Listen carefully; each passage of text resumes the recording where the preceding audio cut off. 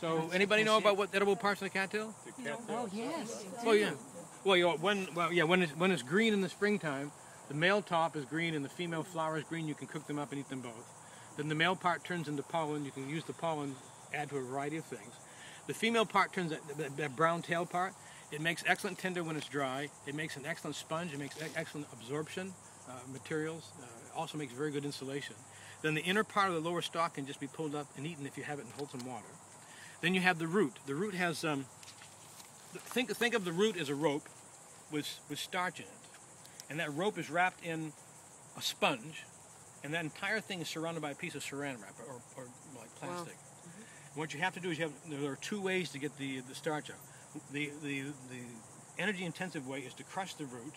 The starch falls out to the bottom of the water. You pour the water off, dry it, or you crush it and you lay it out and let it dry that way, because the fibers in the root are really too hard in the stomach. Mm-hmm. What I prefer to do is I take now you can do that, and if you do it that way, the starch is edible uncooked. What I do is I take the root and throw it in the fire and just turn it all black.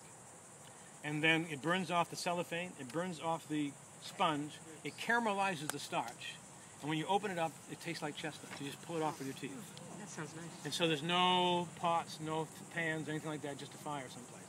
Which is nice if you're canoeing, because you can go out here, dig up a root, throw it in the canoe, and in the evening when you have your fire, just cook it on your fire. That's not the only parts edible. On the root you will have teeth that kind of look like a big dog's tooth. You can pop those off and eat them raw. Very, very tasty. You'll also have little stolons off it, little tiny roots that kind of look like spaghetti.